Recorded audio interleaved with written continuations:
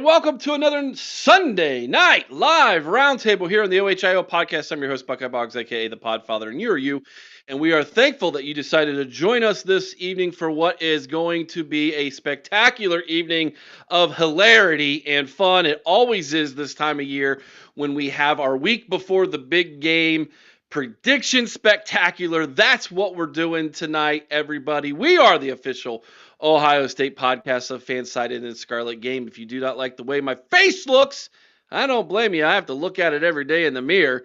You can go over to scarletandgame.com where you can find our podcast and download and listen to it there, or you can listen to us wherever you download your podcast. We are the official Ohio State podcast of the College Huddle. Head on over to thecollegehuddle.com where you can find ourselves and 85 of our other closest friends from coast to coast. Hey guys, if you haven't heard, we've got a new sponsor for the season. I'm super excited and stoked that MyBookie is the betting resource for the OHIO podcast this season in 2025. That's right, folks. Head on over to mybookie.com. Use promo code Ohio, OHIO, and you will receive up to $500 in, let's call it, betting insurance. And if you listened to my over at the College Huddle preview show this week, and you listened to my compadre who gave his predictions on the 5 games this week, you lost a lot of money. But if you listen to me, you might have got a little scratch. And hey, if you listen to that other guy, well, good news. If you went through MyBookie and you used promo code Ohio, you can get that money back. That's right. It's bet back bonuses from mybookie.com. Don't forget to use promo code Ohio. It's just that simple. Today's episode is brought to you by a Place at Home Senior Care. If your loved one is recovering from a recent hospitalization, stroke, or fall, or living with dementia and needing support at home, a Place at Home Dublin provides home care supportive services like bathing, dressing, mobility assistance, and medication reminders, all in the comfort of a home. Learn more at aplaceathome.com/Dublin or call 740-472-8181. And this is the last week, guys, to get your hands on the OHIOpodcast.com Ohio State Preview Season Preview Magazine. You go to our website, theohiopodcast.com. Click on the magazine link at the top of the page. It'll take you directly to the digital copy. There you can buy it now for 1 week only. $9.95. That's right, $9.95 this week for that digital copy. It is well worth it. And if you want the real deal, you want the hardcover, the magazine edition, it will cost you $30. Email us, theohiopodcast@gmail.com. Say, hey, Boggs, I want the magazine. I will tell you how to send me $30 so we can get that in the mail for all of you. Joining us this evening, everybody, we've got the doctor himself, Cory Thompson. We've got King Buckeye, Alex Bryan in the house. We've got the wild man, Chris Wilds. That's right, guys. It's a 4-pack tonight here on the OHIO podcast for our prediction spectacular. Good evening, Chris. Hey, man, how's it going? I'm fired up. It's going. Are you ready for this? We have got a great show tonight. We got a great new lineup this week, man. It's awesome. It is awesome. That's right. Why don't we go over that lineup for everybody real fast? You've got tonight, obviously. Tomorrow night, the call-in show at 8 o'clock. Boss Boggs, not Boss Hogs, not Boss Hog, Boss Boggs will be making his debut. I heard there is going to be one heck of a ditty to show up for all of you for game week tomorrow. Dr. Cory, how are you this evening? Well, this Saturday will be my first day off in like a month and a half, so I'm excited for that for multiple reasons. Good for you, man. Good for you. Are you excited for Saturday's big, live watch? Yes, that'll be fun, unless Ohio State loses and it's Fire Ryan Day again. So.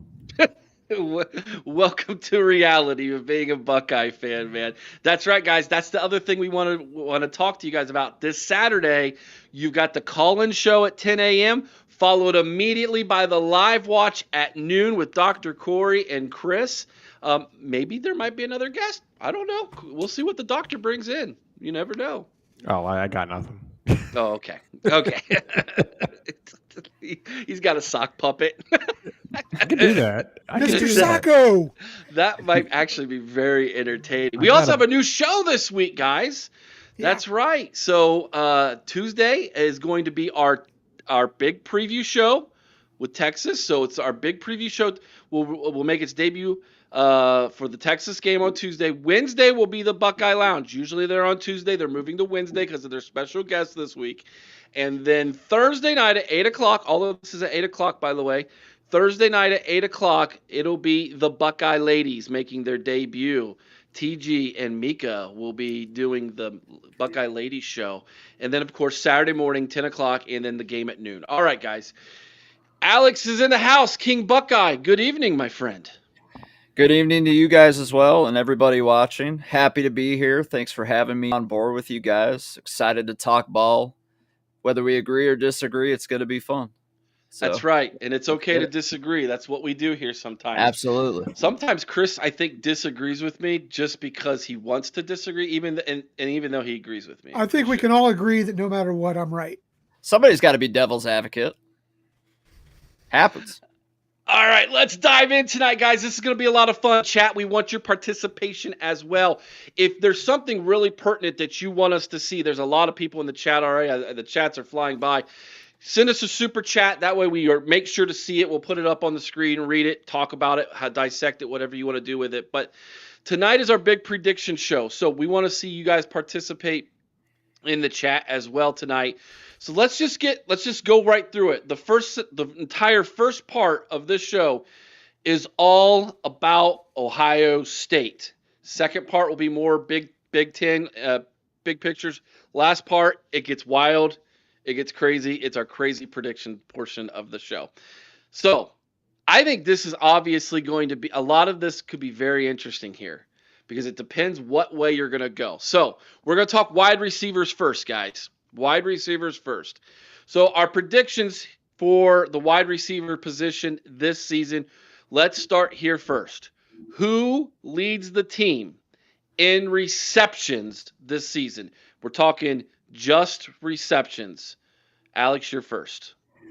I know the obvious answer for probably over 90% of the fan base is going to be Jeremiah Smith, but we got to keep in mind that Jeremiah Smith did not have the most receptions last year. It was one Emeka Egbuka. I think it's going to be a similar case this year. I think Brandon Ennis is going to be the guy that gets the most receptions out of the receiving room this year. He's going to be in that slot, and he's going to be dangerous in that slot. And Sayan, given his lack of height for a quarterback and stuff like that, Brandon Ennis might be his get out of jail free card all year long. So it's not going to surprise me if Brandon Ennis blows up this year and leads the team in receptions. Cory, we're going to go counterclockwise. You know what? Just to have fun, I'm going to say Max Clare. That would be great. I don't know that that's wrong. No, I don't know. It's out of the realm of possibility. That's what I'm saying. I'm not trying to be ridiculous with it. I just think it's something a little off the wall, but could happen. I think Julian's saying, going back to what Alex is saying, he might have to have a safety net and maybe a phenomenal tight end, the best tight end we probably ever had at Ohio State on paper. Might be it. But for me, I had actually went Brandon Ennis as well. I think, and I don't think Claire's a bad choice either. I think it's going to be one of those guys who's going across the middle a lot more. I think you're going to see a lot of quick passes, so I'm going to go with Ennis as well. Well, I'm going to go with the obvious answer. It's Jeremiah Smith. I think if Jeremiah Smith leads the team in receptions, that's a good thing for Ohio State. Do any of you disagree with that? No, because he's going to get double and triple teamed all the time. So, yeah, if he's leading the team in receptions, that means we've done a great job. My only concern is, does that mean Julian Sam's forcing it to him too often? Could be, yeah. I love what I heard from Max Clare. Even he's on the train of saying, I've never seen a ball thrown like that by anybody but Julian Sain, which, I mean, I have. I'm a Packers fan. I've seen Aaron Rodgers do that his entire career. Go Pack-O, sir. Yeah, amen. But I think he's going to get everybody the ball. So. What have I done to myself? You got two Packer fans on here now, man. You're in trouble. Are you a Packers owner as well? Not an owner, no. I am. Oh, well. You gotta get on that train. Can you do something about Goot and his first round draft picks, please? Okay. I sent an Avery later. Oh, okay, cool. That works. Yeah, great answers, guys. Chris, you got anything to add to that before we go to our next one? I don't even know what we were talking about. We were just stuck on the Green Bay Packers, man. Yeah, I don't even know what the hell. Sick is Chris, the Browns fan over here, is turning green because he's sick from it. All right. Leading the team in receiving yards, Alex. This is the obvious answer. Jeremiah Smith. Even if he gets less receptions, he's going to do the most damage with those receptions out of anybody. So, could it be Brandon Inniss if he gets fed enough? Sure, but it's probably Jeremiah Smith all the way. Will Kazmarek. No, I'm going to go. The obvious answer is Jeremiah. He's the big play guy, and he's going to go over the top the most. He's going to do the most damage in the open field because he's so hard to tackle and bring down. I mean, I'll be honest with you, it's not going to happen. But man, if I knew he was going to play more, I'd say a dark horse would be Myron Graham. But Jeremiah Smith's the obvious answer. Yeah, I'm Jeremiah Smith here as well. You and Jar Happiness on the same page there, Cory. Yeah, it's Jeremiah Smith. All right, last one. Receiving touchdowns. Alex. This one was a little less obvious for me, Mm-hmm. just because of considering the fact Jeremiah is going to get double and triple teamed. But then I also remind myself I saw this man catch a pass in triple coverage against Oregon in that Rose Bowl when we were up by like 100. So it's Jeremiah Smith.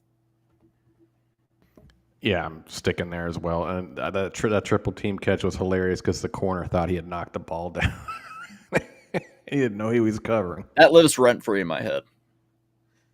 You know, I was going Jeremiah Smith, but Ryan Day's championship beard has inspired me. It's inspired me to buck the system here. Give me Max Clare. I don't know that he's the red zone threat, though. That's a tight end. He's a threat anytime he's on the field. Okay. I'm going straight across the board. Jeremiah Smith. He leads all three categories for me this year. All right, let's move to the running back position. Who leads the team in carries this season, Alex? So this one was a little harder for me just because last year Quidshawn had like 50 more carries than Travion, but both finished with about the same yards. It's really just all going to be situational. And if the O-line performs like we think it will, the run game's not going to see a drop off like everybody's predicting. I think it'll stay at the worst the same as it was last year. But I went with James Peoples simply because I think his breakaway speed is going to allow him to get more touches. So it'll probably be because if Bo Jackson gets carries too, it might be like a 30, 40 type of deal. But I think James Peoples is going to get at least like 55% of the carries. So I'd go with him. Yeah, I think Peoples is going to be the Quidshawn of this year and just be the workhorse. He just has workhorse written all over him. I don't even necessarily think he's the big play guy per se, but I know C.J. Donaldson used to have that body frame to be the workhorse, but I think they're going to use him more goal line situation, things like that, maybe more spot duty. I almost see the splits being more like 2023, where we have Travion getting the vast bulk of it, and then Chip Trey and I'm kind of coming in every now and again and spelling him. I could be wrong. We'll see, but I think definitely Peoples is gonna easily outpace everybody. Yeah, I'm with both these guys. I've got Peoples with the most carries this year. I think CJ, like you said, Cory, probably going to get those goal line opportunities, but I think Peoples carries the majority of the load. All right, clean sweep for Peoples with carries. How about rushing yards, Alex? This one I actually oh no, never mind. I put James People for this one too. I was getting ahead of myself. Yeah, I think James People with the breakaway speed and stuff like that, I think he's going to be more prone to end up getting more yards in the end than C.J. Donaldson. But I mean, it could be another real close, like it was last year with Quidshawn and Trey. They could finish about the same. So it'll be interesting to see. I hope they at least are on par with last year's duo. Yeah, I say Peoples as well. If he gets the most carries, and in my logic, gets the vast majority of the carries out, it'd be really weird if he didn't have the most yards. But and that'd be some sick average for CJ at that point. But that being said, I think actually Peoples ends up with 12 to 1,300 yards. I think he reminds us. He's going to remind us of Antonio Pittman, in my opinion. Ooh, I like that comp. Yeah, that's Yeah. nice.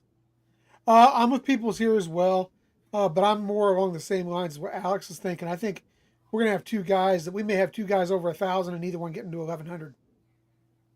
So I think it's going to be Peoples leading the way, though.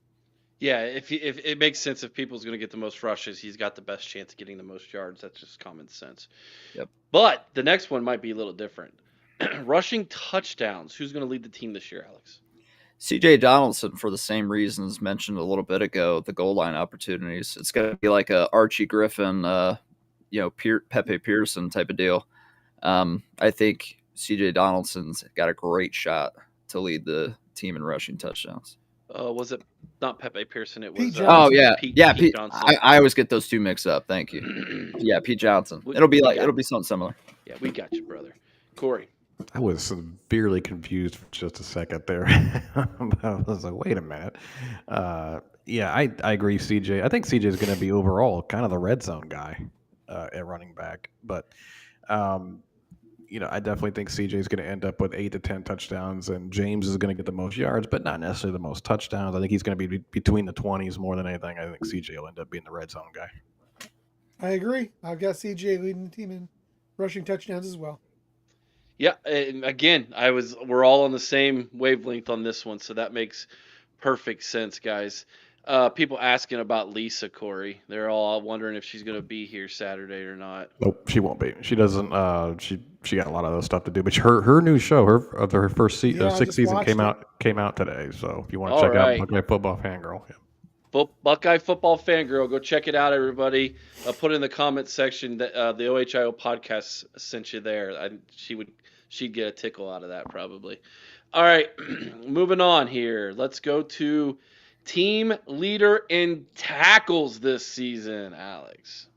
Arvell Reese. I don't need to say much more than that. Sonny Styles is great. He might end up leading the team in tackles, but I think Arvell Reese is going to do some absolute damage this year at linebacker. So give me him. It's tough because Arvell's got a great argument. I'm going to go with Sonny, but it's like 1A, 1B with Arvell. That's fair. Yeah. That's fair. Yeah, I went with Sonny as well. Same argument. Would not be surprised if both these guys, especially if we have a deep playoff run, I could see both these guys going over 100 tackles. Yeah. If he plays in the nickel, if he plays in the nickel 80% of the time, Caleb Downs will lead this team in tackles. It's fair. But if he's 50-50 and he's back there in safety for half the game, then it's not possible. That won't happen.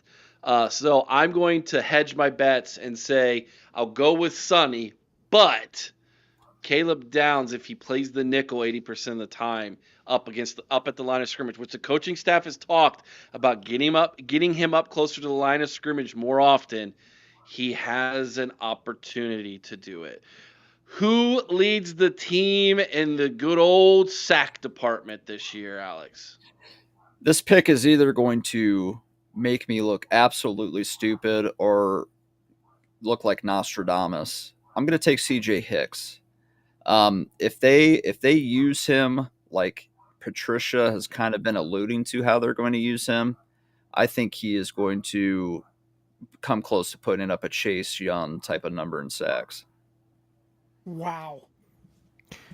Yeah, it's interesting. We'll have to see if like it's so interesting with CJ. You have to see if what they're saying ends up happening, and I can't trust it yet because they've been saying it for 2 years now. But with the new defensive coordinator that likes to run that kind of hybrid defense, you could see CJ making a huge impact off the edge. But I don't know why. I'm on the Kenyatta train. I think Kenyatta's gonna do it. I think he's gonna end up getting 8 to 10 and leading us. That was my second one. Yeah, and I'll tell you, that's a great pick because when we saw him, this guy just looks different this year. He is mentally and physically out there playing the game at a different level this year. Yeah, and I was in the same ballpark with you. I had him projected at 9.5 sacks, Corey. So yeah, I've got Kenyatta Jackson as well.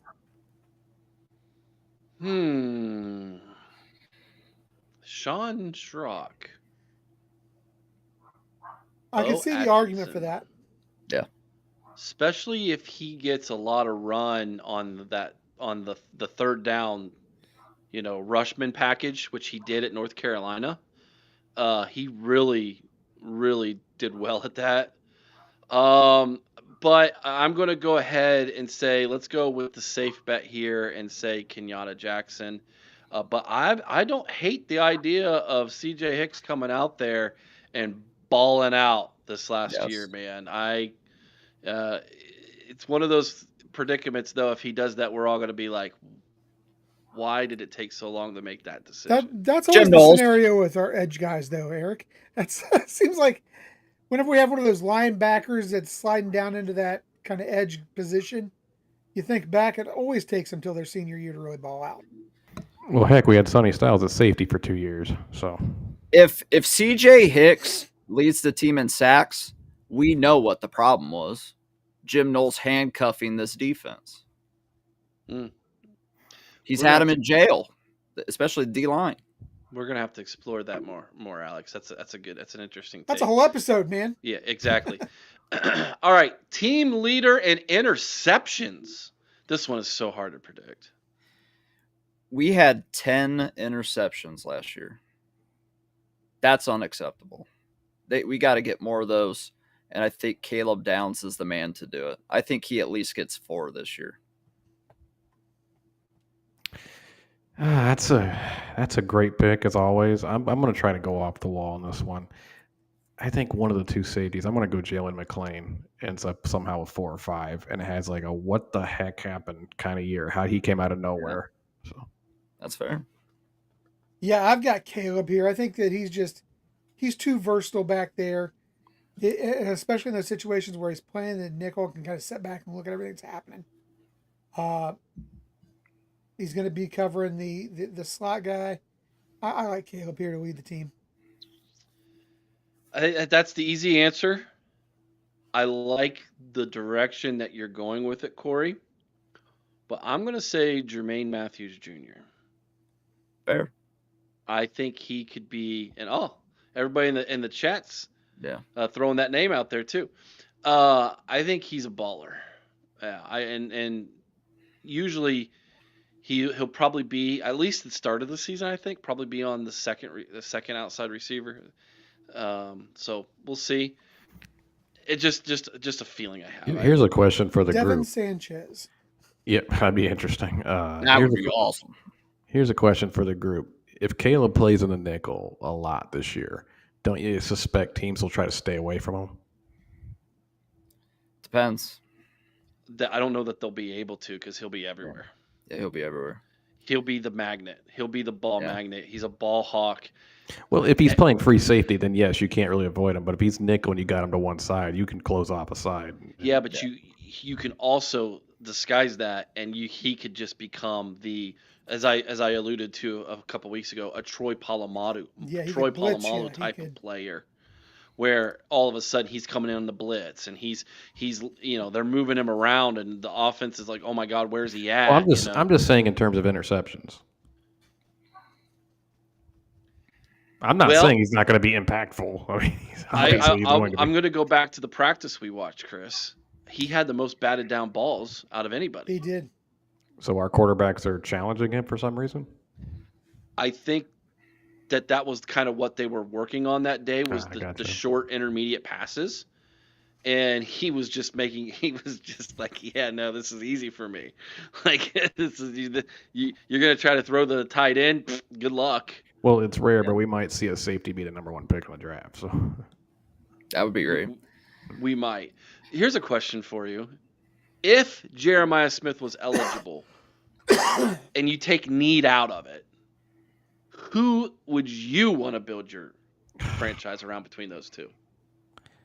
I hate you, Eric. Mr. Packers boys up there. We know what the Packers? Cleveland guy is going to Packers Give me. Oh God. Well, I mean, we just got a first round wide receiver for the. No, I'm first just saying. I'm 100 just calling you guys For- Packers, for- not saying you're running the Packers. Just But to Oh. say if it's the Packers, I go with Smith because our receivers are mediocre beyond hopefully Yeah. Matthew Golden. So But God, we And need defensive backfield too.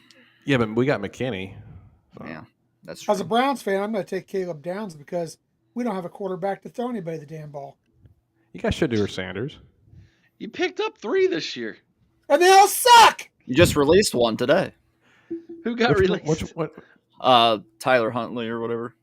Well, No. Yep, he got released. he was got the best waived. one. He might say he might have been the best of the 5 in camp.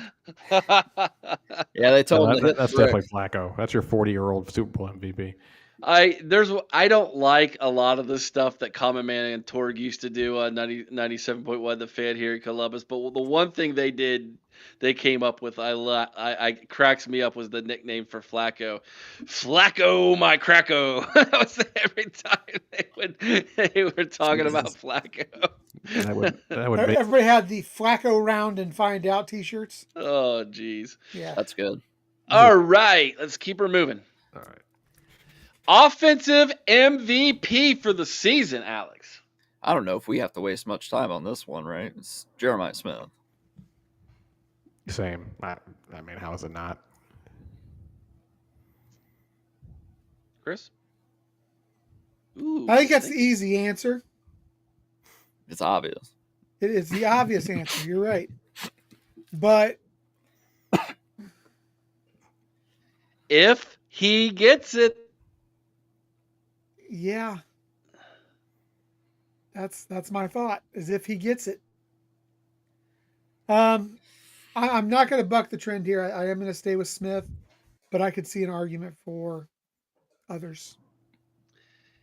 If Julian Saint ends up being the MVP of this team, we're going back to back. Oh, easily. Yeah. We're going back to back. Because Well, that means, If the defense holds up, I still don't know about Patricia just yet. We'll see. come on, Cory, have some faith, man. I got to Stop see. listening to the Wolverine fans. I never listen to them. Thank He God. reminds me of a Good. guy that co-hosted here last year a lot. Very pessimistic fella. Yeah. Who? Chris? You? Yes. Come on. I'm just saying, trust but verify. I trust the players know what they're talking about, but I need to see it. Bro, if he throws for 5,000 yards, I'm having a party every day of the year. Yeah, we are. This podcast is literally just. It's a lot of shootouts. Jeez. I'm gonna be like, if that happens. Well, it's kind of like that little thumbnail I presented at the beginning.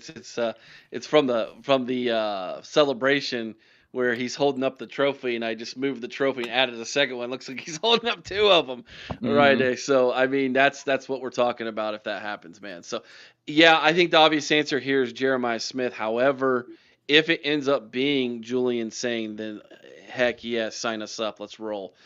All right, let's flip it to the other side of the ball. The defensive MVP of this season. Boy, this one's going to be wide open, I think. Can't even think of anybody. To me, it's another obvious answer. Really? Caleb Downs with honorable mention, potentially Arvell Reese. Caleb Downs. I can't go anywhere else. Yeah, I'm going Caleb Downs here as well. But if I was going to give an honorable mention out, it would probably be, I'm thinking, to that defensive line, because that means they were getting the job done. Oh, please. I think Sonny Styles got a chance to be the defensive MVP. I can see Fair. it. Yeah, it's possible. Fair. I think he could have something like be second or third on the team in interceptions, second or third on the team in sacks, first on the team in tackles, maybe. Like I could see him really stuffing a defensive stat sheet each and every single week. Just kind of Andre Green. That I don't even need 5,000 yards to eat that hat. If the hat is a cake, I'll just eat it for free. There you Just go. saying. No, that's where I'm at with that. But yeah, I mean we're all right there on the same filter for that. When we come back, guys, it's gonna get really, really interesting.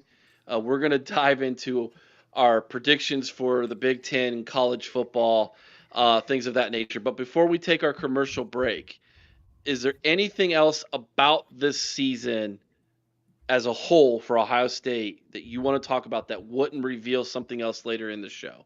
Anything at all, guys? Let me do this one for you, off the cuff. Who would be the assistant coach of the year this year? Who would you like for it to be? I would almost have to give it to Brian Hartline, because if he gets it, that means he became an amazing play caller, and we can exhale for the near future as long as he's there. I'm hoping it's going to be Matt Patricia. It just blows us all away. It becomes this Jim Knowles never left except better, Man, I'm kind of actually leaning more with Alex here, because I think I'm more worried about Brian Hartline's play calling than I am about Matt Patricia right now. Yep. So I'm gonna go towards Hartline. This is going to set me up for one of my predictions later in the show. Carlos Lachlan. Larry Johnson. Ooh. I'll leave you guys with that one to ponder upon. I think we're on the same wavelength on that part. All right, we're going to take our quick commercial break, everybody. When we come back, we've got a whole lot more to dive into, guys, but I had to break these up as close as I could. So we'll take our quick 2-minute commercial break. We'll be right back. We're going to go get a quick drink, and we'll continue on. Hey, Buckeye Nation. The OHIO podcast is thrilled to partner with Export Mouthguards, the innovators redefining protection in contact sports. Introducing the Ninja Pro Mouthguard, the strongest and most advanced mouthguard on the market. Engineered by dental experts, it's designed to deliver elite protection with a sleek, low-profile fit. Made with carbon fiber and multi-layer construction, it's impact tested to keep you safe from even the hardest hits. But that's not all. The Ninja Pro is 3D printed for 100% custom fit, offering unbeatable comfort and security for any athlete. From football to MMA, dominate your game with confidence while safeguarding your teeth and jaw. Getting started is easy. Use our home impression kit to create your custom fit and enjoy prepaid shipping. It's protection delivered right to your door. Plus, with a 1-year warranty and 100% satisfaction guarantee, and proudly made in the USA, the Ninja Pro is your ultimate defense on the field or in the ring. And here's the best part. When you visit exportguards.com, use promo code OHIO at checkout to get 20% off your purchase. That's right, 20% off elite protection made just for you. Protect your game, protect your future. Choose Export Ninja Pro Mouthguards, where innovation meets protection.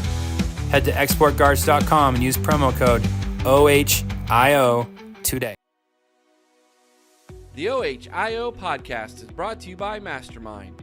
Mastermind specializes in 360-degree high-definition mobile video mapping, GIS integration, and traffic safety studies. Mastermind cares about traffic safety and keeping you safe on the roadway. Visit Mastermind at onlinemastermind.com.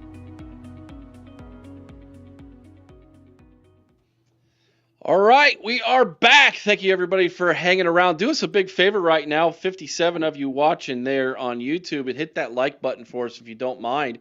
We really do appreciate each and every single one of you who've taken the time out of your day to stop on by and listen to what we have to say. And so we want to know what you all have to say as well in the chat, so feel free to drop us a super chat or just get busy right in there in the chat as we continue on with this show. 55 of you on YouTube, thank you once again. Please hit that thumbs up. Let's see if we can't get that number a little higher here. Let's dive into our predictions for college football this season, guys. This ought to be a lot of fun. I'm very intrigued to see what you all have to say. We're going to start with our conference champions from the Power Four, and of course, we're going to be Big Ten first. Alex, who you got? You know, I've said this for like the last 4 years, and they've burnt me every time. Now, 2 of those years weren't totally their fault. We had some cheaters in our midst, of course. But I think 3 teams tie in the conference standings, Ohio State, Penn State, and Oregon.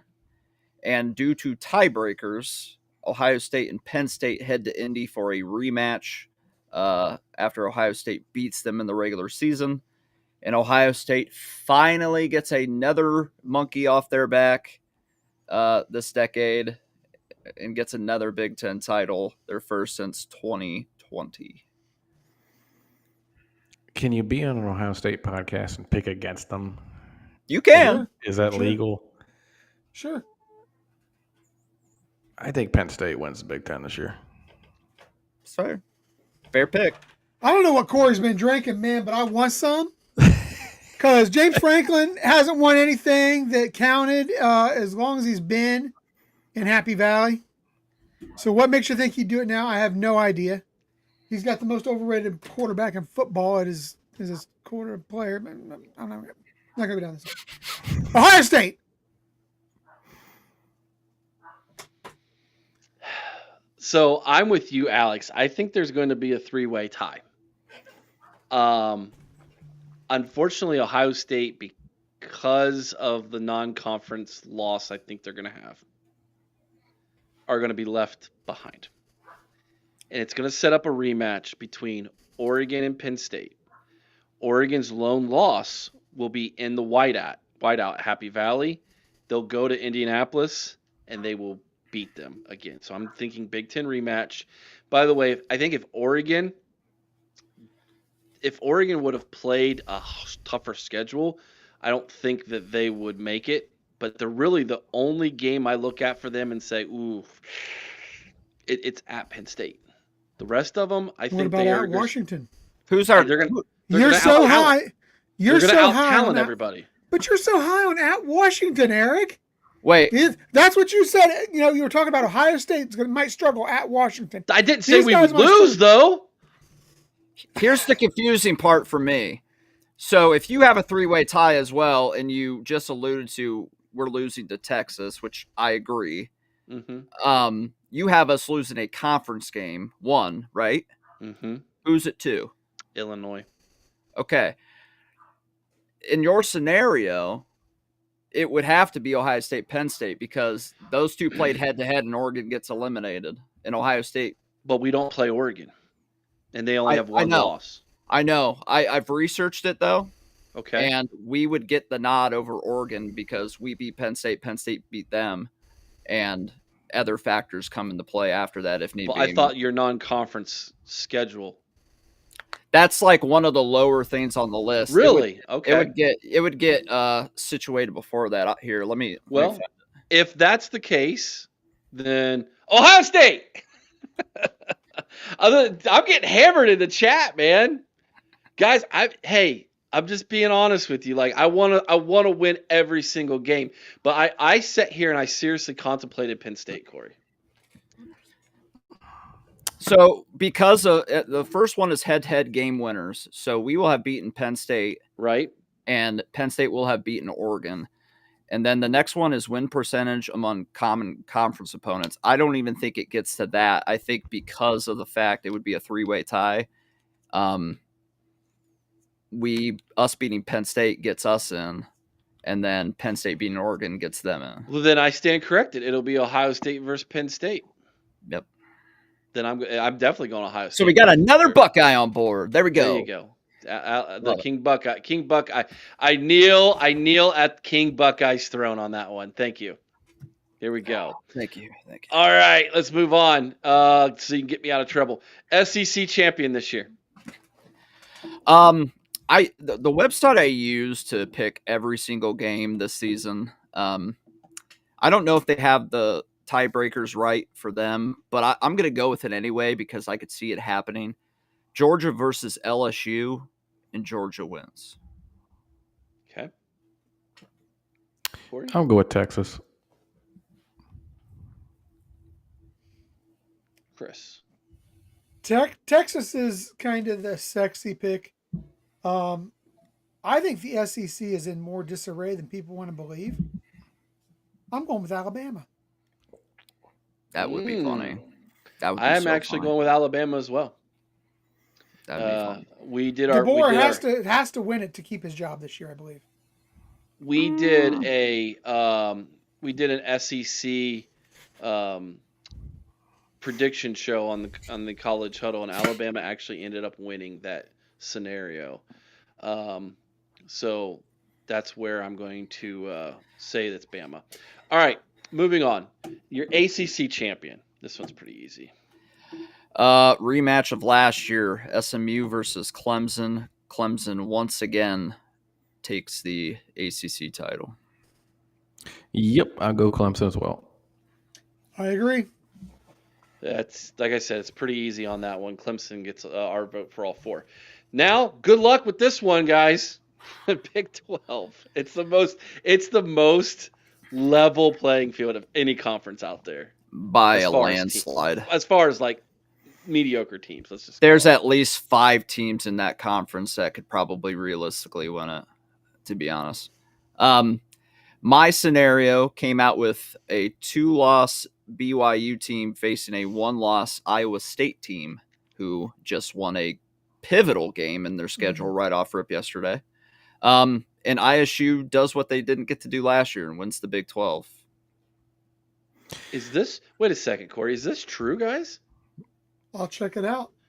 Oh, it's boy. coming from Sean, so I'm going to say it's very possible. Lunatic Fringe. Rumor has it boy. Cabe Klubnik was in a car. Well, that might change my Heisman vote tonight. Yeah, mine as well. That might change that first game against LSU. That is pivotal for them. Oh, boy. Lunatic Fringe said this was reported minutes ago. Holy. Yeah, it's not even up yet. Well, then you can't blame us, okay, for picking. It's like, wow. Yeah. Mika saying yes, true. Oh, wow. Okay. What a blow to that team. I hope he's okay, first off. Yeah, that's first and foremost, yeah. The rumor is he hurt his arm. Oh, my goodness. Throwing arm or... Like a one-armed quarterback. What was that? Jack Abbott? Or who was the pitcher who had one hand? Jim Abbott. Jim Abbott. And he would use the stub, and then he would... That's one of the most craziest things in sports history. It just is. But, wow. Okay, that might change. I'm going to Twitter. I got to look at this. Hold up. Yeah, it was on Instagram and Twitter that the injury he did injure his arm according to reports. Oh boy. My goodness. Oh boy. But was it his throwing arm? That's the other question. I mean, either way, it's not a good thing. This is funny for anybody who knows that, man. Jeez. Def Leppard drummer. He learned to drum with his feet. Yep, with his left foot. Yep. He had one arm. Didn't he have one arm and two feet? Yeah, he would use his feet to. Mm-hmm. That's Wow, dude. And he played quarterback with his feet. According to Mika, it's bad. Oh boy, never mind. Okay. Do we want to change our vote for ACC at this point, guys? I don't. I'm going to keep it until further notice. Just think the ACC sucks that bad. If they don't, if it is true and he misses like a significant amount of time or the whole season or whatever it is, give me SMU. Yeah, I agree. What about Miami? How about we do an honorable mention ACC pick? We got okay. What about Miami? What about them? I think Miami's going to be better than people think. Man, Carson Beck's. We've been saying that for 20-some years. Nope. They just downgraded at quarterback and they paid $4 million to do it. Yeah, Tyler, that changes the LSU Clemson game. 100%. Absolutely. Big time. It's almost a free win. Okay. Caveat to this question. If Clemson still goes out there,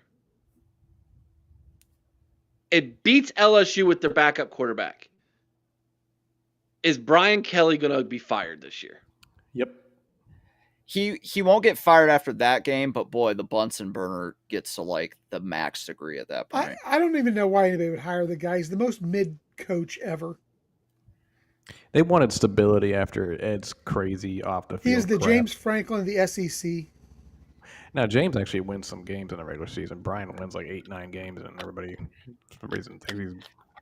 Brian Kelly's former program looks like the best shape it has in 4 decades. Oh, by far. And that's got to destroy him inside.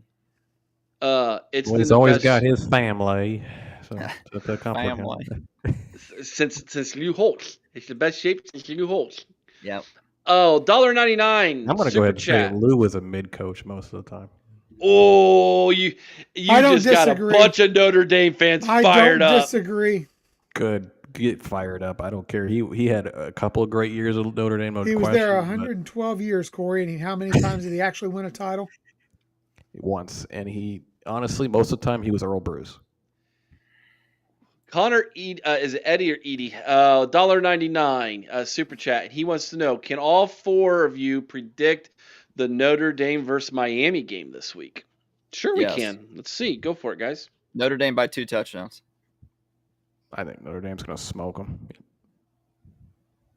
I think I couldn't care less about either one.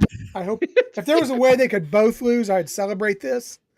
But if I have to pick one, give me Notre Dame. Give me the Golden Domers by. I'll go 2 field goals. Who's worse? Sean Schrock, great. This is a great debate. Brian Kelly or James Franklin? Who is worse? They're the same coach. They both suck. It's a trick question. It's the same person. They suck equally.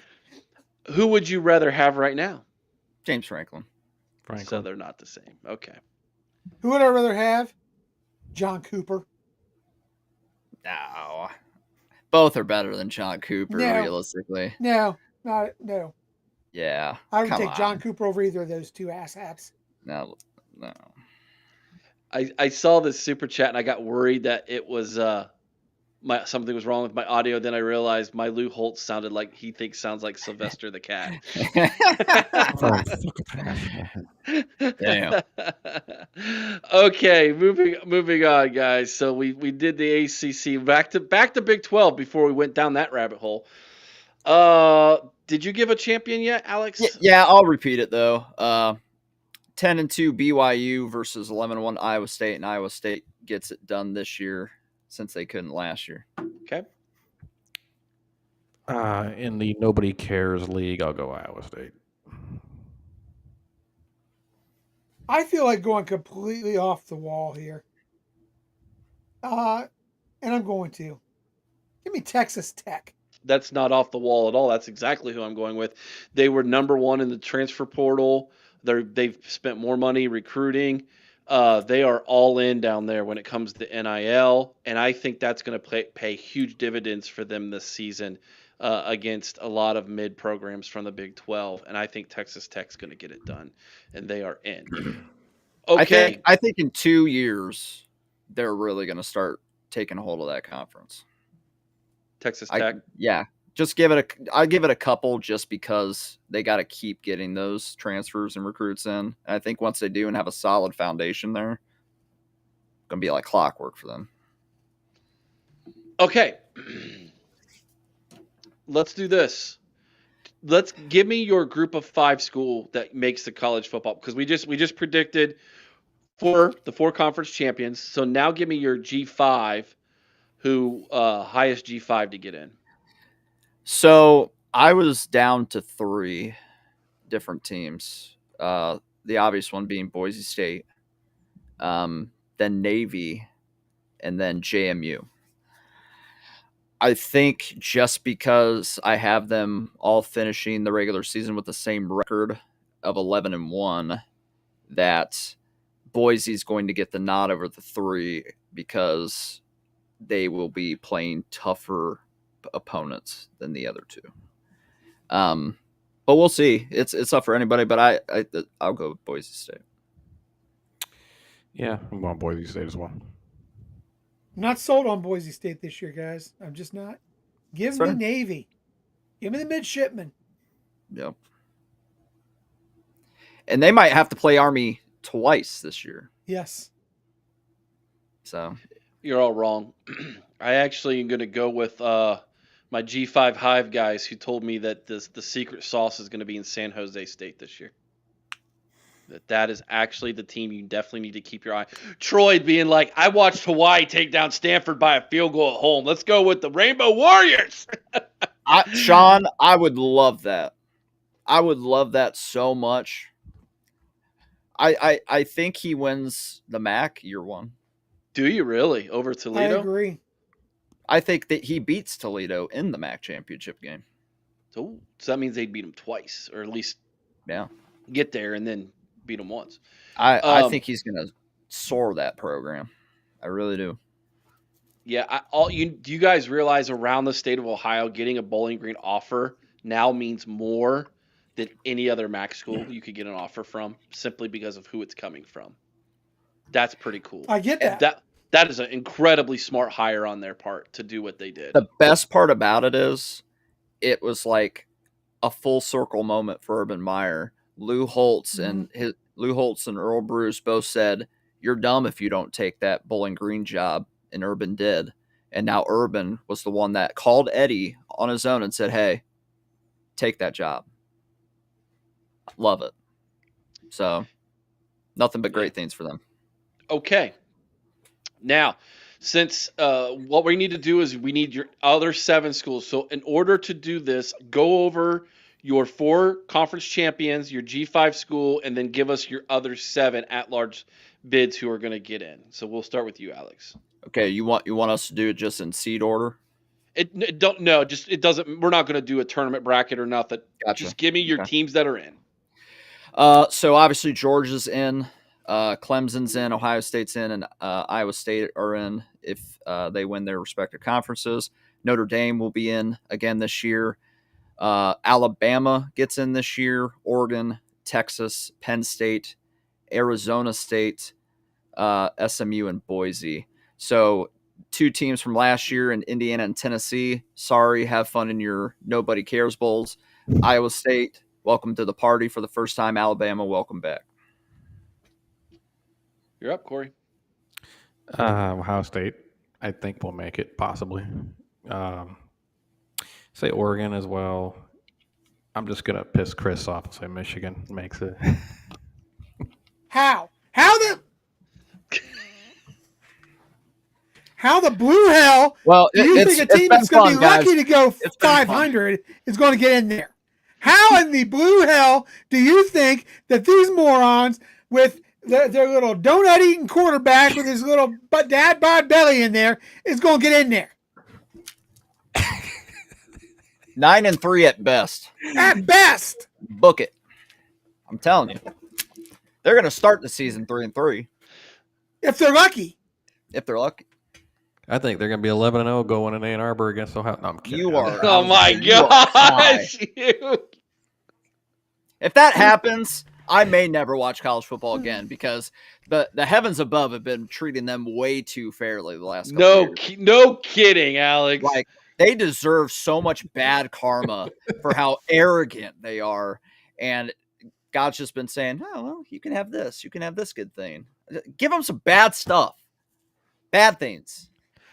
I just included Michigan to piss Chris off. I don't actually think they're getting to the playoff.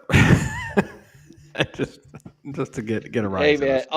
You and I are spending all day Saturday together, and this is what I've got to look forward to.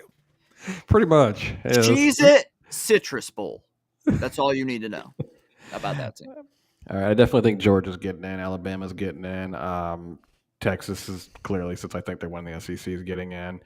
I do think a 4th SEC team will get in. I think I'm going South Carolina. I think they sneak in. I think they have a really good year.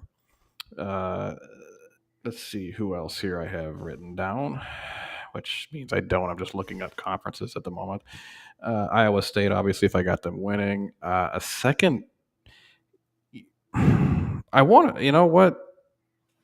I want to go Utah, but I don't think I'm going to. SMU gets in. How many is that by now? Am I keeping count? No, it's your list, bro. No, I didn't make a list. Corey's going to be like, I'm going to 14 the expanded this year. Playoff. I'm totally winging it at this point. I don't even remember. Honest to God, if Ohio State gets in, the rest is gravy for me. See, we're not like some other program that claim they're elite and can't even make a playoff after they win a natty. What are you even talking about, J-Card? But we're an actual elite program, not some mid-tier, above-average program that thinks they're all that in a bag of chips. We'll make the playoff.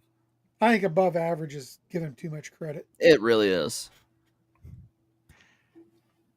All right, so I got Ohio State, Bama, Clemson, Texas Tech, Oregon, Penn State, Notre Dame, Georgia, Illinois, South Carolina, Texas, and Navy. Okay. Nice. All right. Again, my conference champions were Ohio State, Alabama, Clemson, maybe not, Texas Tech, and then I'm going with from the Big Ten with Ohio State, Oregon, Penn State, and Illinois. From the SEC with Bama, I'm going with Georgia and Texas. From the ACC with Clemson, I'm going with Miami, and Notre Dame is your last team there, along with San Jose State from the Group of Five. So that's my prediction. So San Jose State, Miami, Illinois, Texas Tech, and Bama, or no, and Texas Tech 10 of our 12 are the same, Eric. Are 4 new teams to the college football playoff. I think everybody else has been in at even when it was the 4-team playoff, maybe, because I know, because Oregon, Alabama, Clemson, Ohio State, Penn State, Georgia, Texas. Penn State never made the 4, but yeah, they made it last year. They made it last year, so so four new teams. Cool. All right, now your eventual national champion will be who, Alex? It's a matchup between the Clemson Tigers, unless today's news goes different. Did you make that pretty? I'm kidding. Yeah, it's a matchup between the 2-seeded Clemson Tigers versus the 5-seeded Notre Dame Fighting Irish, and the Irish win the national championship this year. Ooh. You know what, Alex? You and I can no longer be friends, not because you chose Notre Dame, but because you are giving that piece of crap Marcus Freeman credit. See, here's the thing. I wrestled between Texas and Clemson. I don't believe in Clemson at all. Even if Kay Klubnik plays, I think that they'll falter somewhere in the season and in the playoffs. So I'm not a big believer in them. Texas would be like the obvious basic white guy pick. I just like it's like the pumpkin spice latte of national championship picks. It's the new Cracker Barrel. Yeah. It's like the new Cracker Barrel logo of college football natty picks.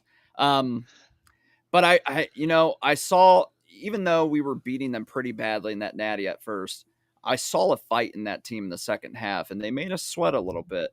I think CJ Carr will inevitably be an upgrade at quarterback for them. And I think Freeman finally has learned enough lessons to put it all together. And what better year to win it than this one, when the defending champs have lost so many players, but will still be good, obviously. But I think if it doesn't happen this year, it's going to happen in the next 5 years for Notre Dame. I really believe that. So, you think he's learned? Has he learned to count to 11? That's the first question.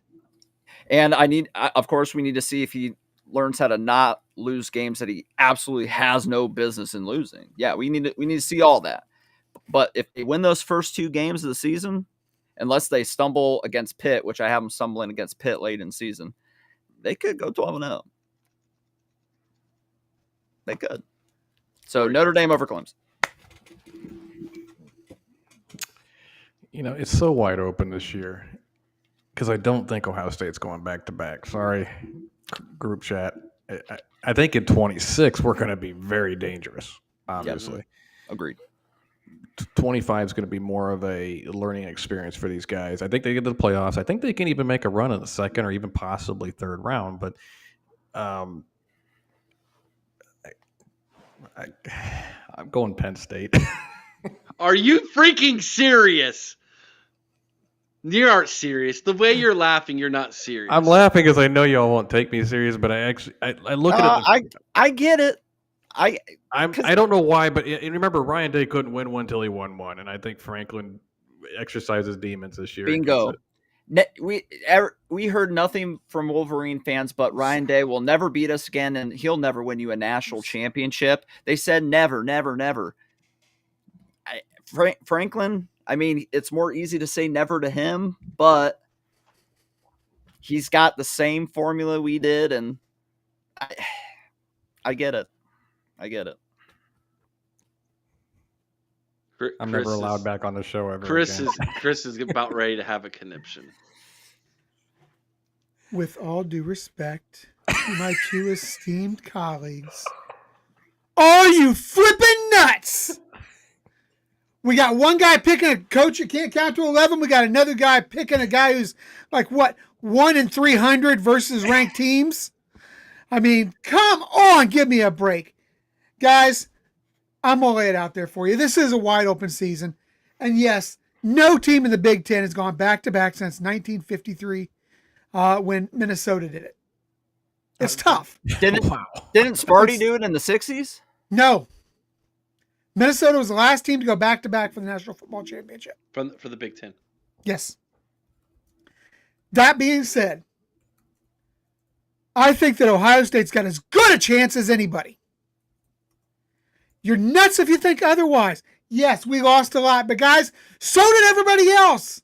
Texas lost more than we did, and we got big ears down there talking about he's going to move out of the country if we don't. SEC doesn't get their power back. You got so many teams have lost so much. You got Georgia, getting rid of their quarterback. I think the only team that actually has, that's a legitimate contender that has their quarterback coming back is Penn State. And their coach can't win anything, and their quarterback can't complete a pass outside of 10 yards. Guys, Ohio State is winning back-to-back. They are going to do it. Yes, it's a homer pick, but it's what I'm going with. I'm not a self-hating Buckeye like Herb Street or Freeman.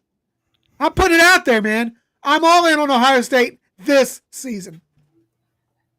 65-66, MSU won the national championship. Just throwing that out there. Got to do some studying, Chris. Well, I'll tell you what. I must have missed it, but I don't know if I agree with it. I'm checking it. I'm going to research those sources. All right. Someone tell me who the starting quarterback was when we won the national championship in 2002. Greg Crenshaw. I don't want to talk about it.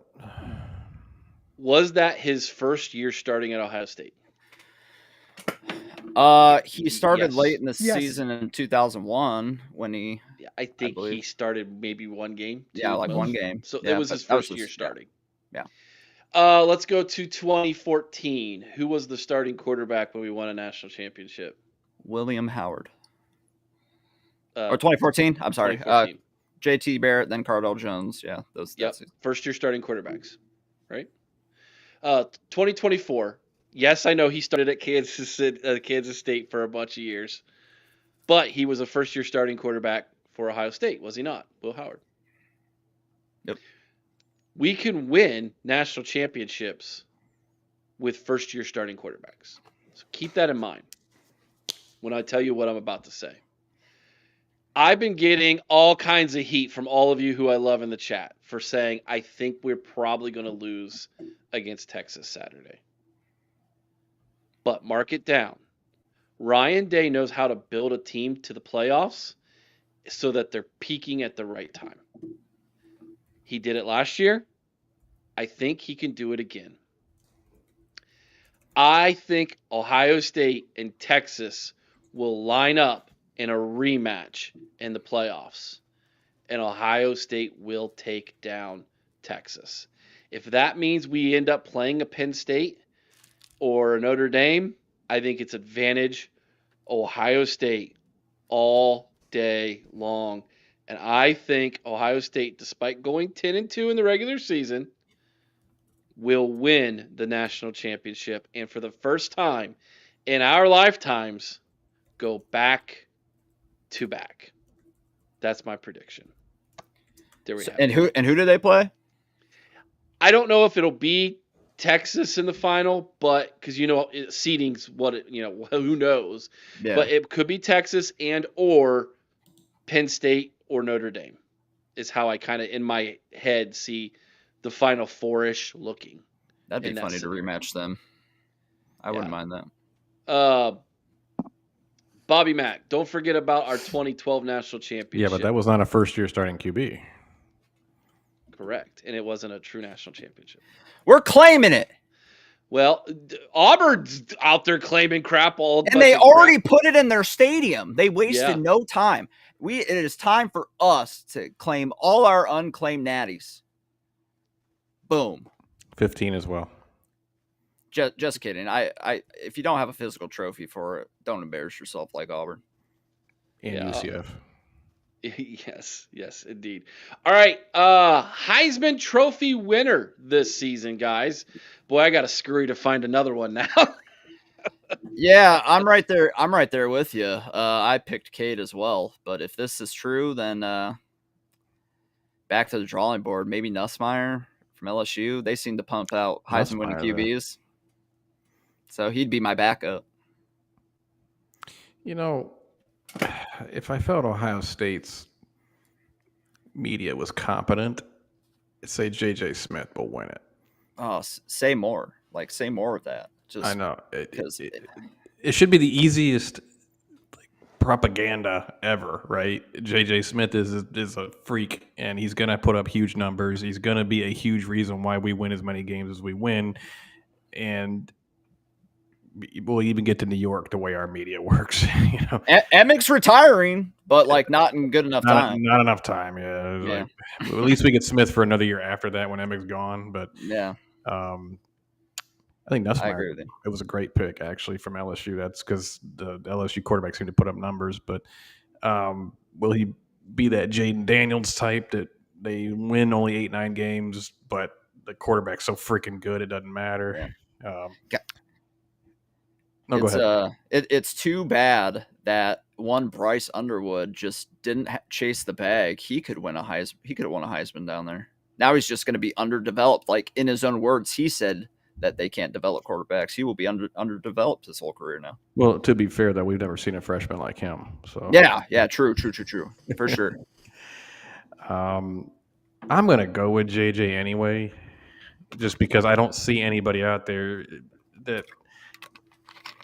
Cade would have been a great pick. I admit that, but who knows now. So I'm going to go with J.J. Smith, even though I can't stand the Ohio State media, and I think he's going to win despite them.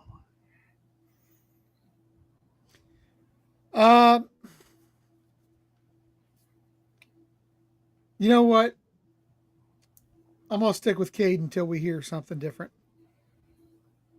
It's fair. Until we hear the severity of the injury, I got to stick with the guy I chose.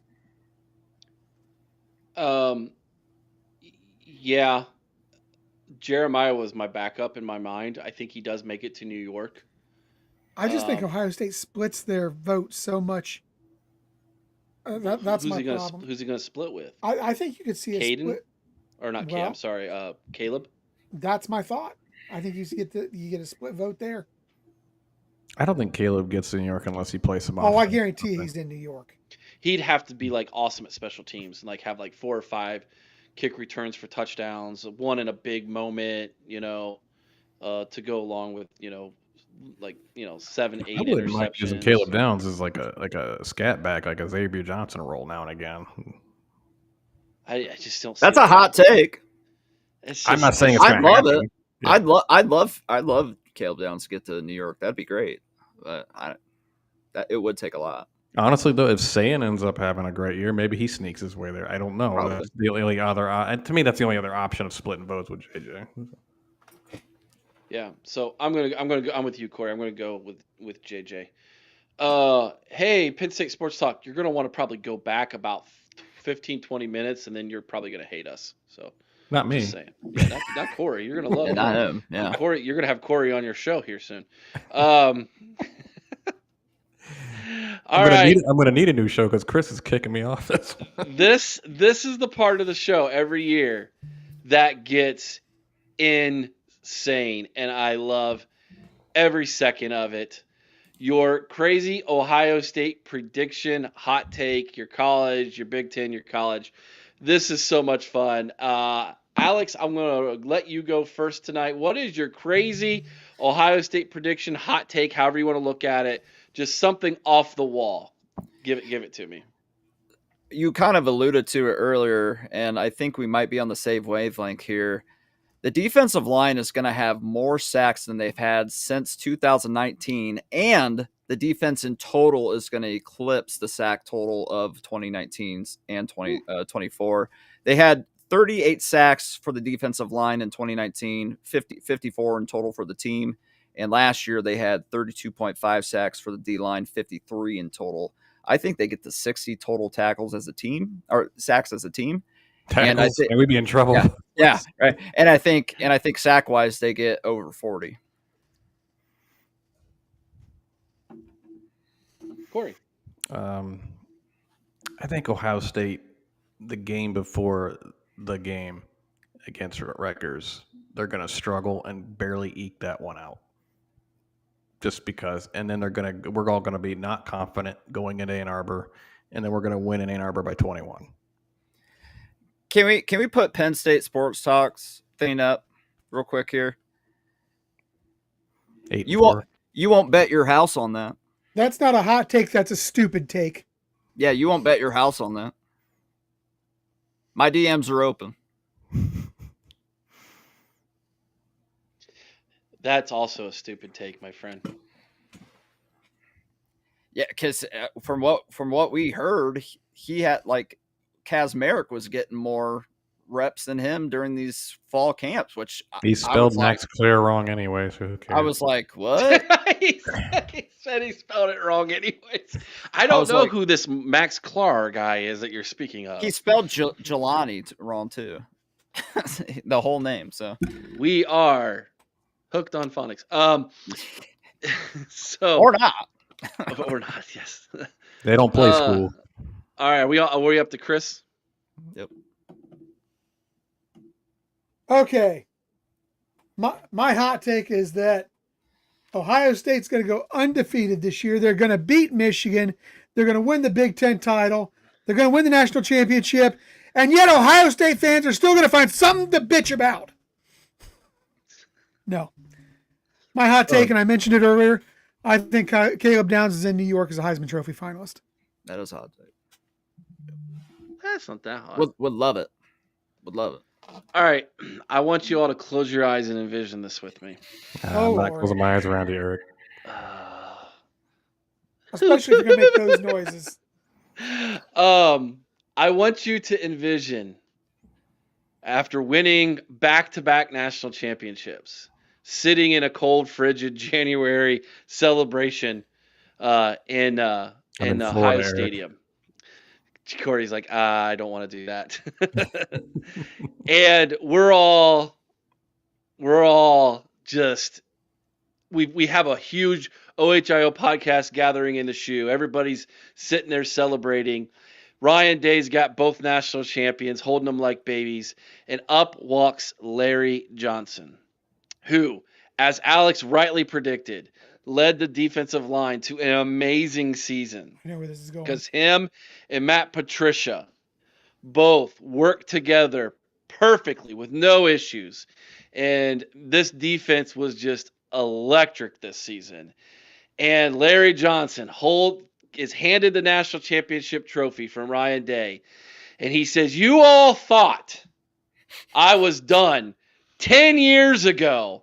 And I led this defensive line to back-to-back national championships.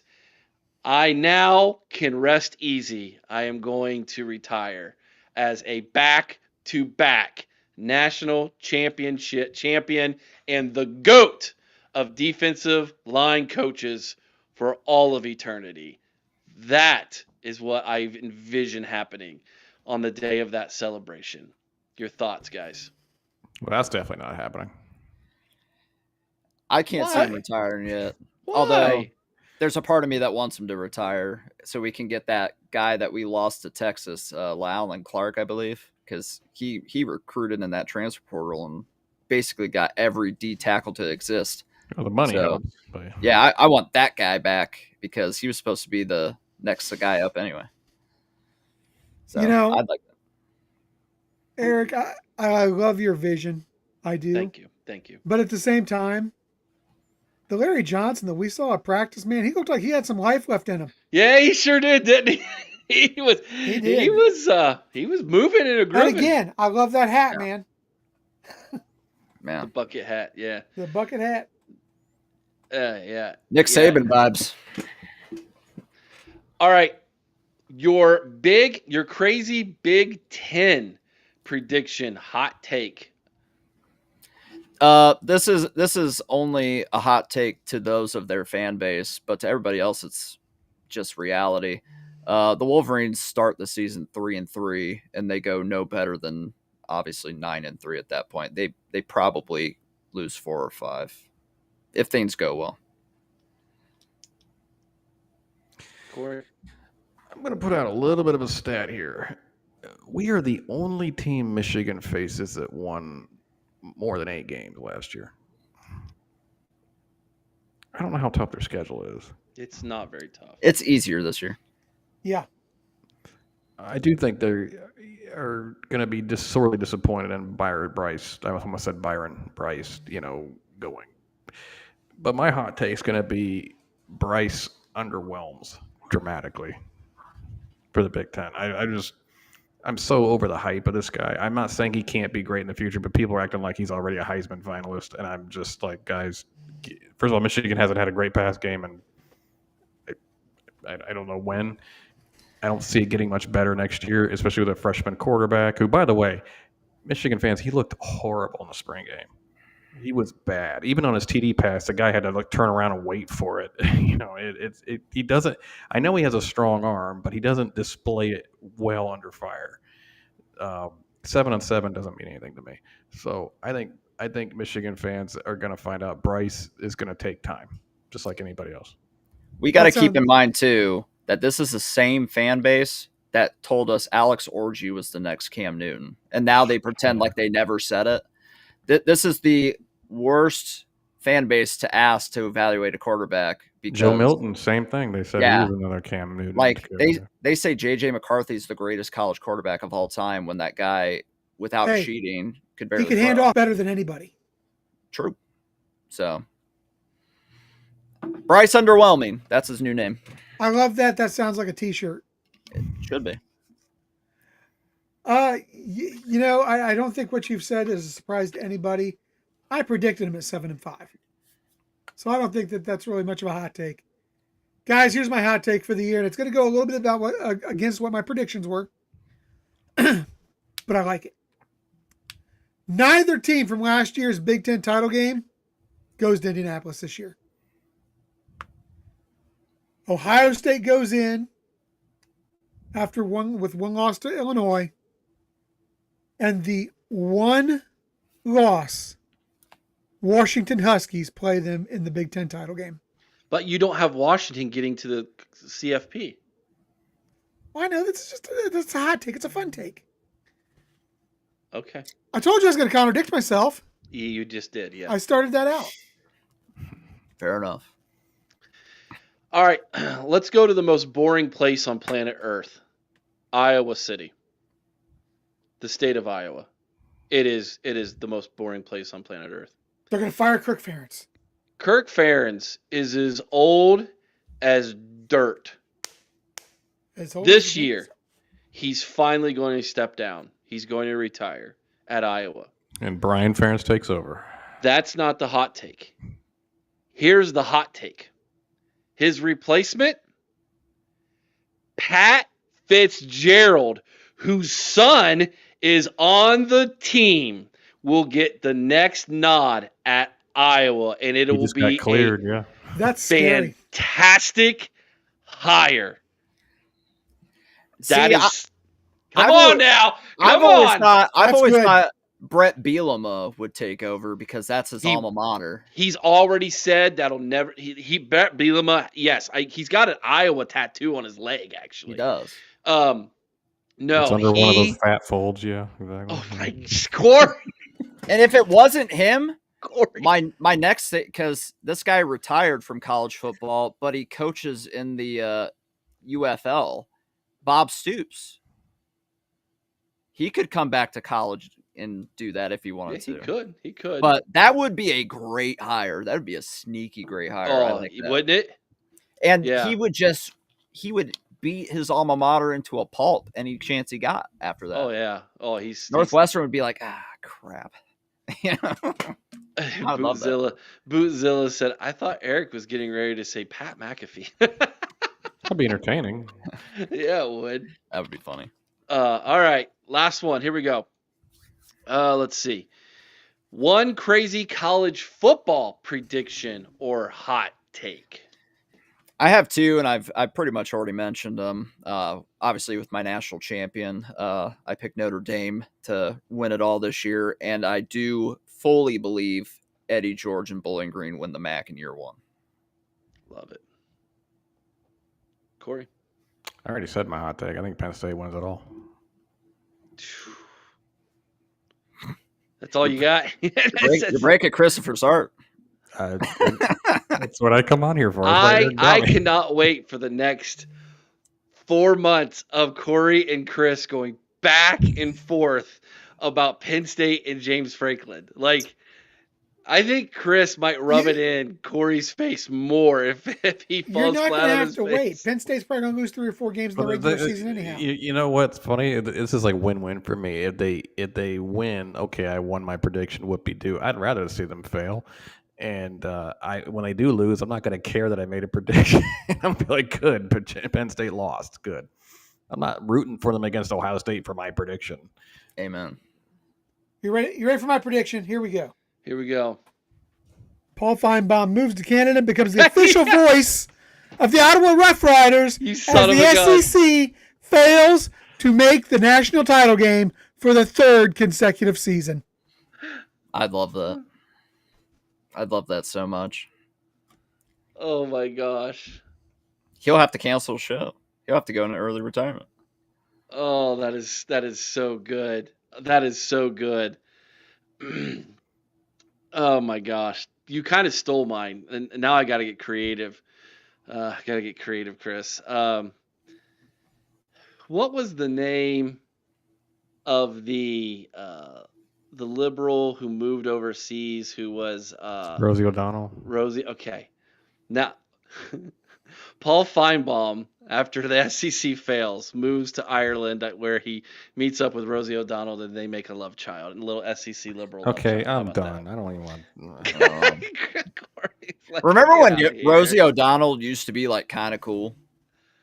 I don't. There was never a time in history where she was kind of cool. Although A League of Their Own was a good movie. When she was hosting the Kids' Choice Award and had her own show, she was like a decent human being to like deal with back then. But now we all thought that about Ellen too.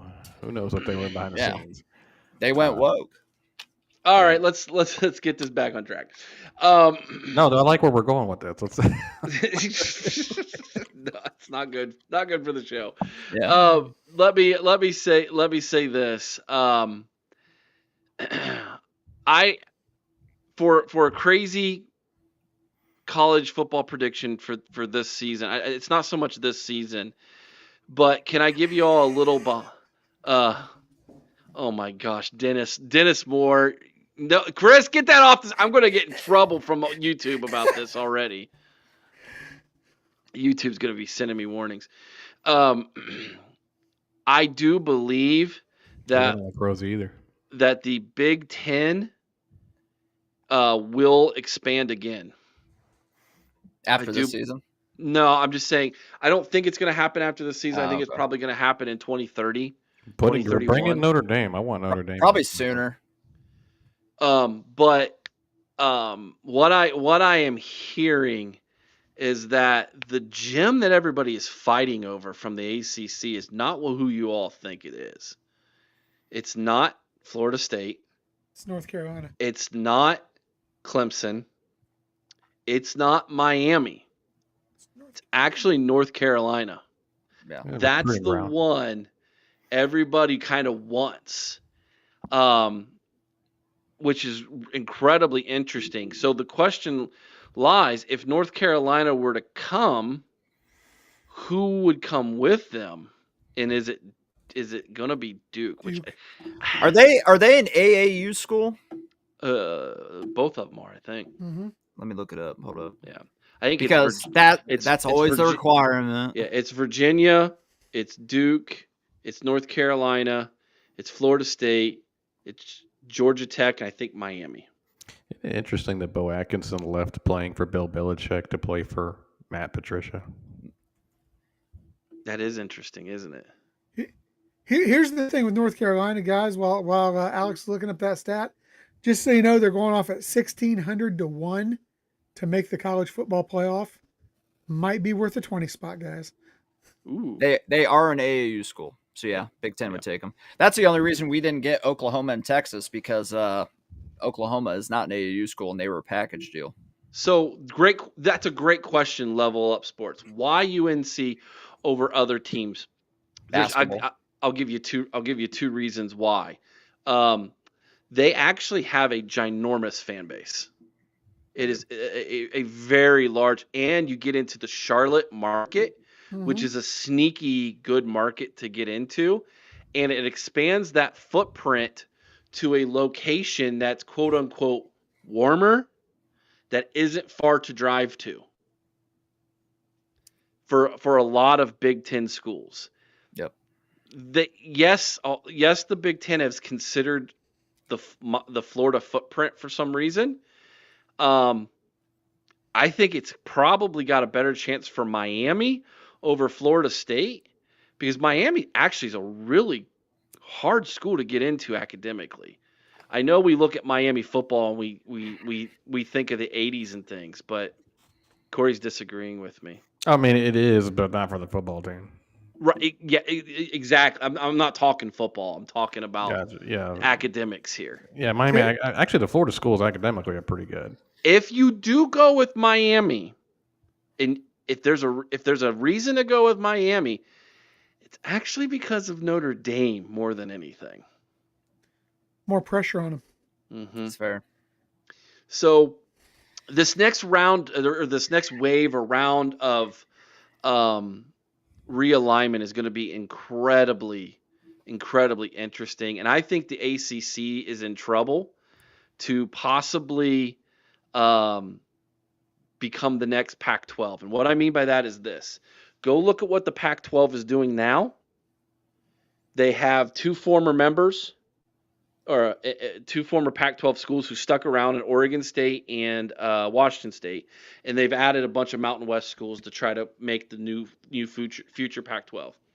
I had a guest on the College Huddle who told me that, watch out, the ACC is going to raid the Sun Belt very similarly to that, with what's left over after the next wave of realignment happens. So here's the question: with the next wave of lose the realignment, Sun Belt, I don't know.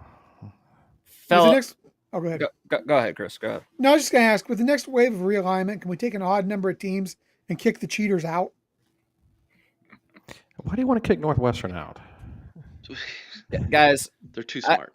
I think we all know that the SEC and the Big Ten are going to just be the NFC and AFC at some point, and that's going to be the teams fighting for the Natty every year. Yeah, the ACC and Big 12 be damned at that point. At that point, the Big 12, it would be like if the NFL included the XFL or the CFL or whatever as like, hey, yeah, we'll let one of you come in the playoffs with us for funsies, right? That's essentially what they're going to do with the college football playoff. Here's a question: will you guys still love college football when it changes like this? Because I gotta be honest with you, these expansions Probably not just as killing much. my love of college football. If the Big Ten gets their way and gets like a 24 to 28 team playoff, I give up. Honestly, you realize what that's all about, right, Alex? Yeah. It's setting up the next wave of realignment. It's all that is what that's all that's doing is it's setting up the next wave of it.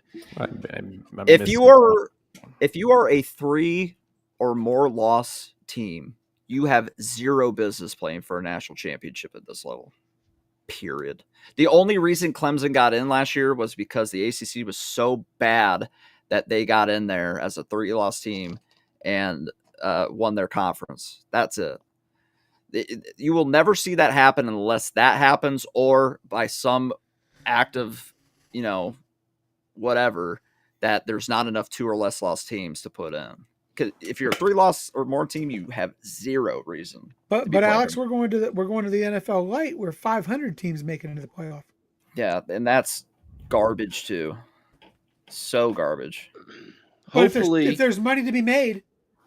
Hopefully, college football will take advice from me and they will move bowl season to week 0 in the future. And you actually play your bowl in week 0 as a fun kickoff to your season, especially for most of the group of 5 schools who will not be playing bowl games in the future because of the way they have the transfer portal. What you saw happen to Marshall is going to become the norm, and you will see so many bowl games start to get canceled now because of player movement after the regular season, which is a travesty because Marshall won the Sun Belt Conference and then didn't even get to go to their bowl game because the coach left and all the players left with him.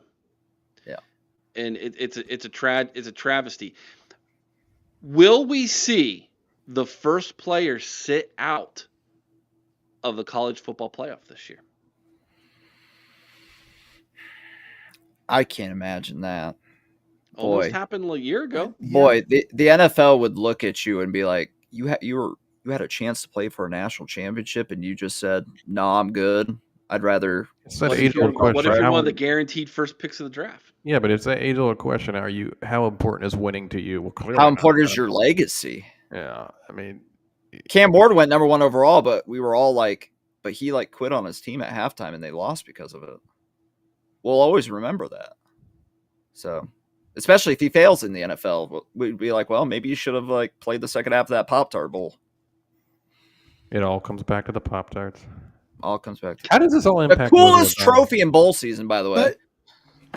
But if you're, say, Garrett Nussmeier,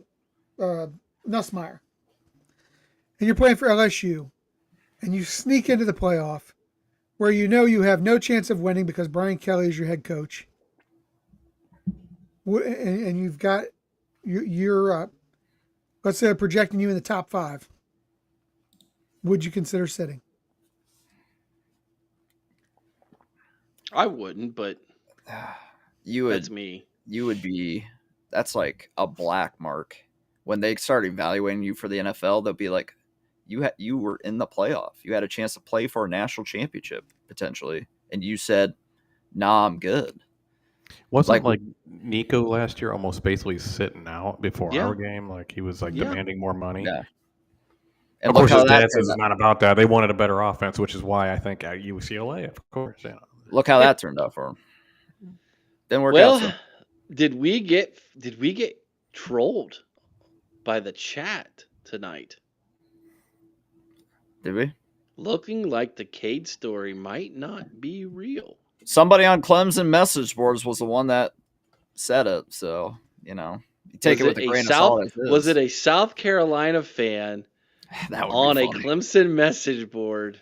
That would be funny. Because you all know what's about to happen on all of Ohio State message boards if something like that worked. Yeah. Right? Yeah. Hook, line, and sinker. Wow. That's crazy. We'll see, I guess. The case. I hope it's not. Well, folks, we have made it to the end of another fantastically fun let's do this one in closing. Let's just do this. What's your thoughts on the 2 power conferences? I hate it. I'm going to be done with college football. I hate it. I want to go back to regionality so bad. Anybody who knows me, you can ask them. I said this was going to happen back in 2009. I can believe it. Yeah. The writing was on the wall. It really was. But it would suck. It would definitely suck. I mean, if it goes down to 2 power conferences where there's 20 teams a pop, and I mean, I guess that makes our odds better to win it every year. Less teams to fight for against, but it would really hurt to watch. It really would. I'm already hating the idea of expanding it to 20, 24 teams. So that's just I wanted it at 8. I thought 8 would be perfect, but be the same. I had a whole thing 3 or less lost teams can't make it.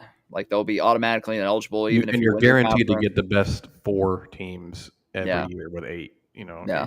Because I hate it. The only thing I ever hated was like okay, perfect example. We lost to Purdue, so we got kicked out of the playoff versus Oklahoma getting in. Now Oklahoma, you could say their schedule deserved it, but I'm like, well, we were rolling at the end of the year. Why don't we get a shot at it? So I was thinking, well, that's the kind of year that 8 would make sense, where you have multiple one-loss teams, and a couple one-loss teams get kicked out. Georgia should have been in that year too. By the way, they were a 2-loss team, but they should have been in it. So I don't know. 8 would have been perfect. It would have been. Bingo. So, the question is, when you get to this, is why? Because we had this very topic with Doug Maurice, Chris, a couple weeks ago. Why would this happen? Because at the end of the day, it's what the networks want. It's about the money. The networks are going to dictate how college football is shaped through the television rights deals in 2030 and beyond. So if the networks look at it like we have 24 to 28 teams in one conference, 24 to 28 in the other conference, and that's where all the money's at, and that's all the money we're going to give you, and we don't care about anything else, then that's what the conferences are going to do, because they're going to bend the knee to the television networks. We're seeing it all over the place. They are bending their knee to whatever the networks want. Yep. Because whether we want to admit it or not, the sport of college football has transitioned from an in-person viewing experience to a television viewing experience. It's where all the money is at. So, and Dennis is now saying the rumor is false. Yeah, I actually just looked it up. The initial post did not even spell Cade Klubnik's name right. His last name is so it was the Penn State they misspelled Sports Talk Cade. guy. It was the Penn State Sports Talk guy who started it all. I think it was Rosie O'Donnell who started the rumor. She's from New York. She's probably a Syracuse fan. Just saying. Fellas, score prediction Saturday. I say 28-24 Texas, unfortunately. I'd love to be wrong. Save your predictions.